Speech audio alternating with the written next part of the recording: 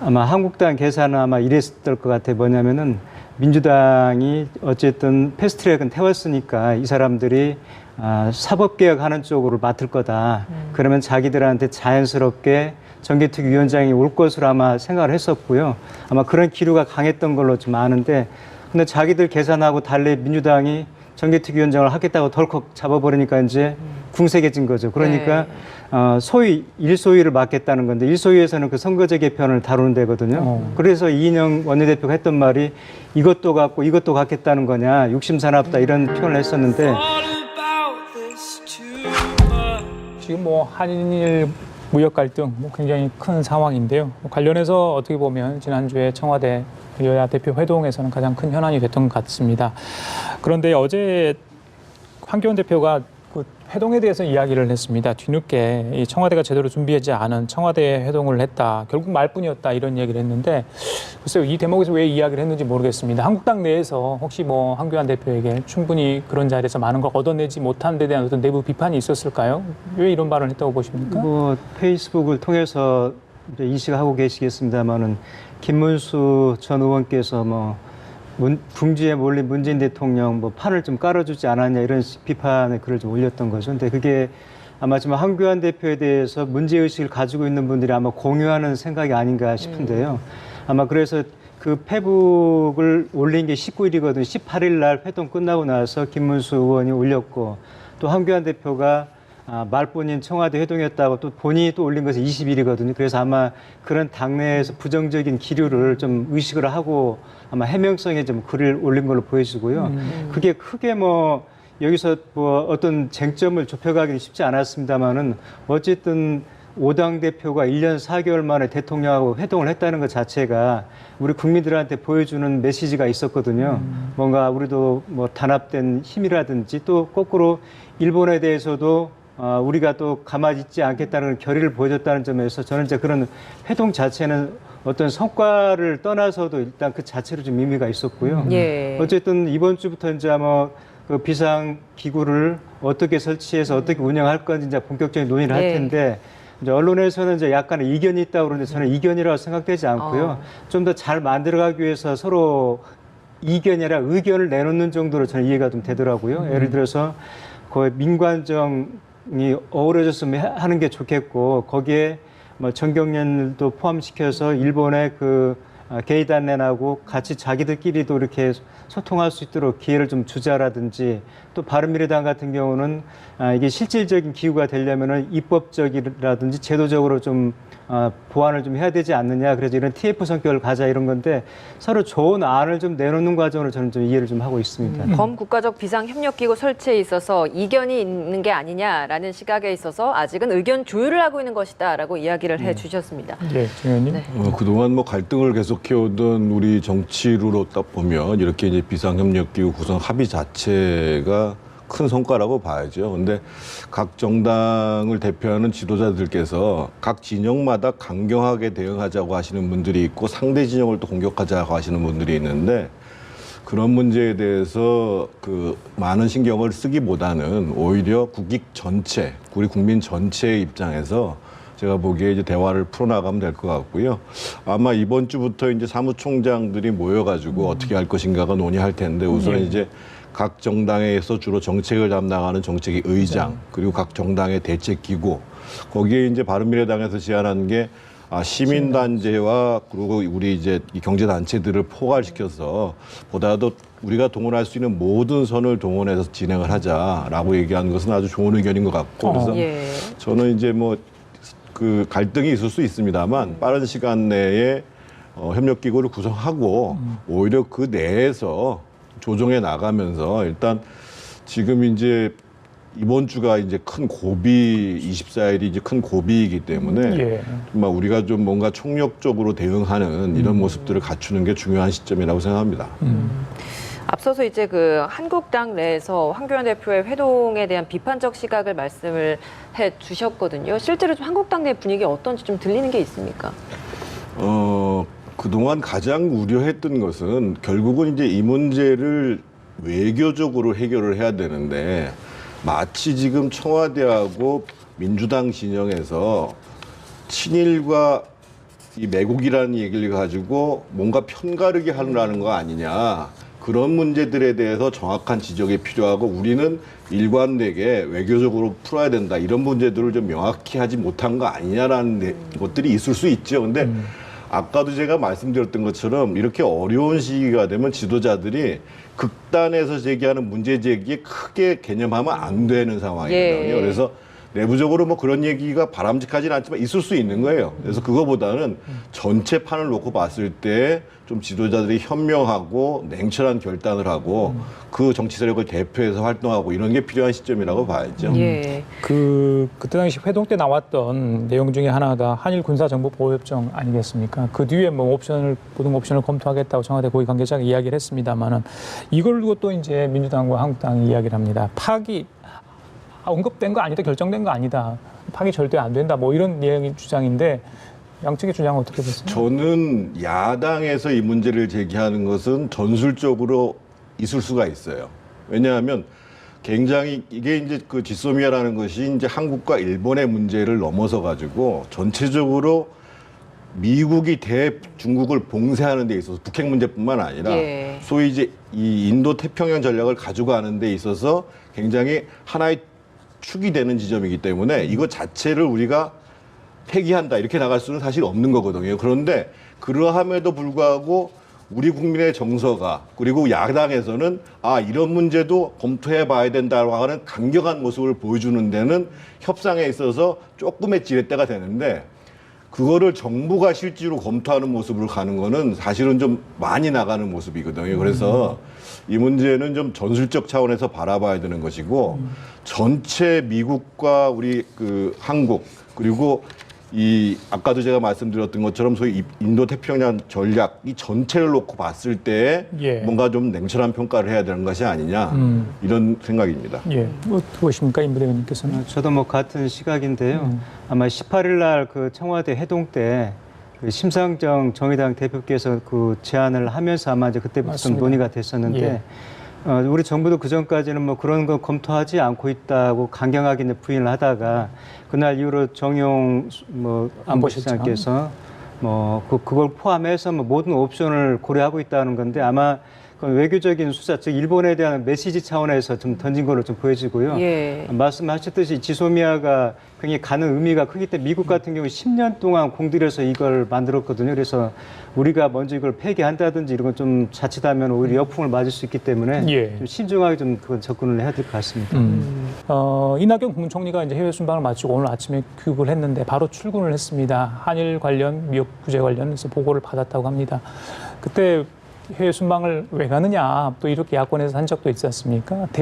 대일 특사 얘기로 계속 나오고 있는 것 같아요. 어떻게 보십니까? 뭐 이낙연 총리가 이제 아시다시피 대표적인 지일파 우리 정치인이라서 어떤 한일 갈등을 해결하는 어떤 지렛대로 삼고자 하는 이런 정치권의 분위기가 좀 있고요. 또 문재인 대통령께서도 지난 16일 날 국무회의에서 뭐 그런 말씀을 했죠. 지금 우리 경제 규모가 커져가면서 외교적인 수요가 많다. 그래서 대통령 혼자 수행하기 어렵고 투톱을 통해서 국무총리도 우리 외교에 나서야 된다. 그러면서 지난해 이제 18년이죠. 지난해 10월 이후로 이 총리가 해외 나갈 때 대통령 전용기를 사용하도록 지금 배려도 하고 맞습니다. 있는데 그게 이제 문재인 대통령이 이렇게 얘기를 했거든요. 뭐 단순하게 어떤 편의 제공을 떠나가지고 총리 외교의 품위과 지위를 좀 높여주기 위한 거라고 그랬었는데 저는 이제 문 대통령 뜻도 그렇고 이낙연 총리가 가진 역량도 그렇고 그래서 이번에 그 한일 갈등을 푸는데 예. 아마 그런 특사 파견이 저는 내부적으로 검토가 돼 있는 걸로 제가 듣고 있고요. 예. 다만 이제 특사 파견에 앞서서 또 특사만 또 덜렁 보내가지고 또 합의가 안 되면 또 이게 되려 꼬이니까 스텝이 그 전에 어떤 실무적인 차원에서 어떤 문제 해결하는 그런 선행 조치도 좀 있어야 될 것 같아요. 사전에 대화가 있어야 되겠죠. 예. 예. 그 지난 5당 대표회동을 할 때에 손학규 대표가 참 경륜 있는 말씀을 하셨어요. 그러니까 본인 스스로가 한일회담 반대 투쟁에 나섰던 사람인데 이번 사태가 기본적으로 일본 정부가 잘못한 거지만 반일 감정이라든지 민족주의에 호소할 문제가 아니라 어떻든 일본이 방향을 전환할 수 있는 계기를 마련해야 되고 그 계기로서 특사를 활용하자. 그러면서 구체적으로 전문성이 있으면서도 권위 있는 이런 특사를 보내자 얘기를 하는 거거든요. 그래서 저는 이낙연 총리도 대안일 수가 있고 예. 양쪽 그 아베나 우리 문재인 대통령이 신뢰할 수 있는 경제인이 갈 수도 있는데 문제는 지금 말씀하신 것처럼 이런 거라는 거죠.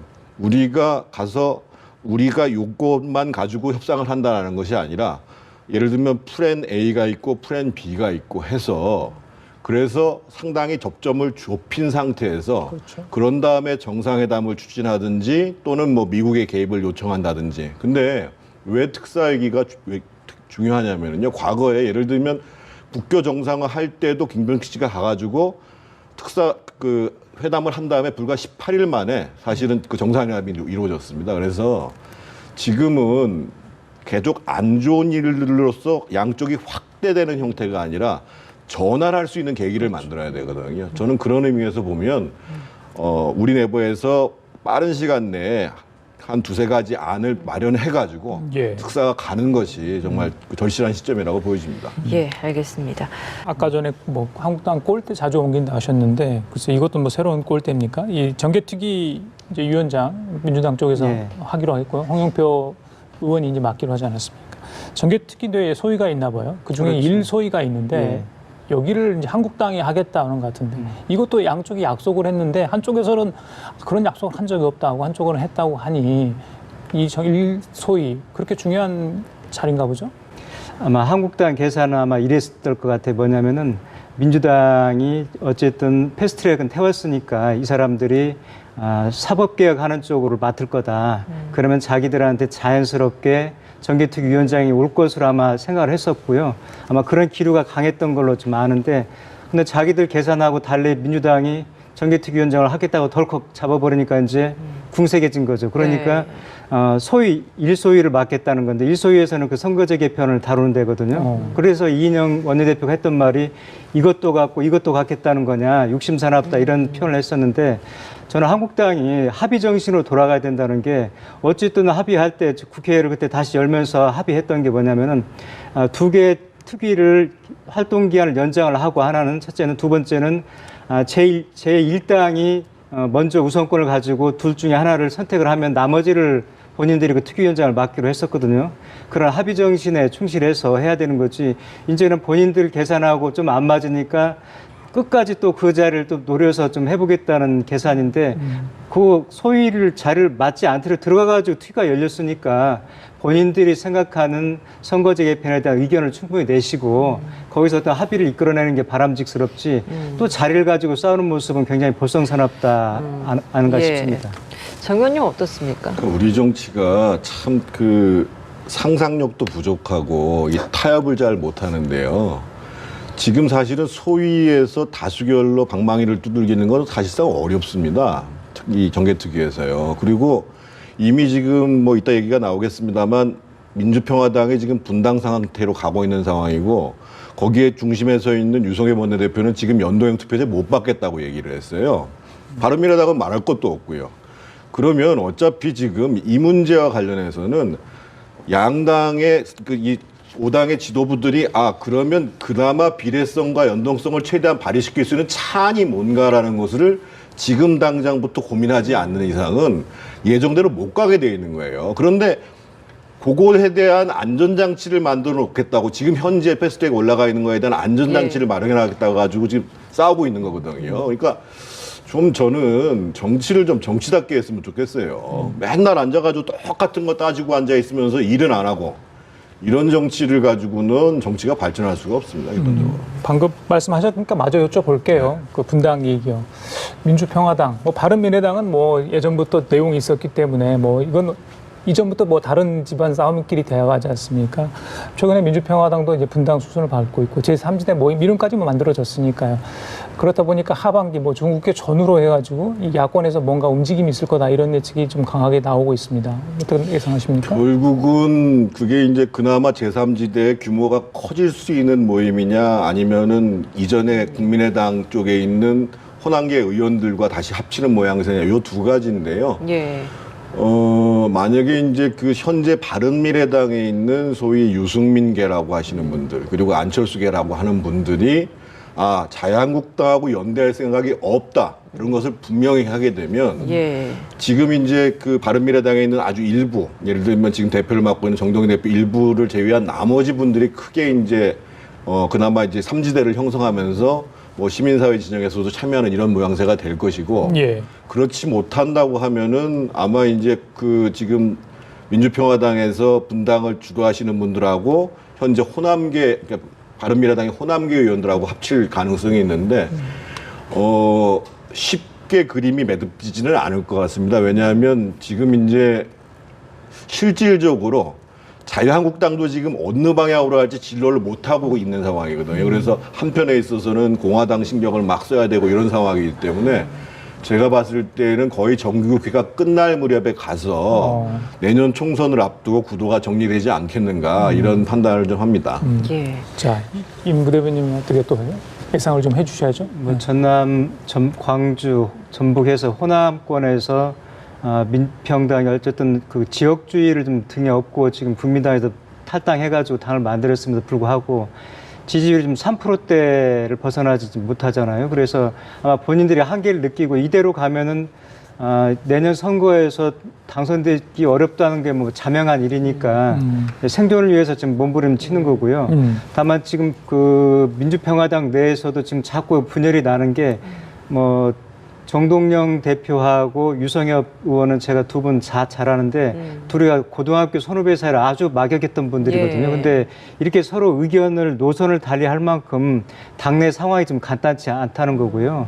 지금 이제 제3지대를 설치하겠다는 게 앞서 말씀하셨듯이 바른미래당 일부하고 이번에 탈당한 분들하고 또 지금 무소속으로 남아있는 이용호, 송금주 포함해서 뭐 해가지고 뭐 그 교섭단체 정도 구성을 해서 힘을 키우겠다는 건데 저는 그게 썩 원활하게 되지 않을 것 같다는 느낌이 좀 있는 게요.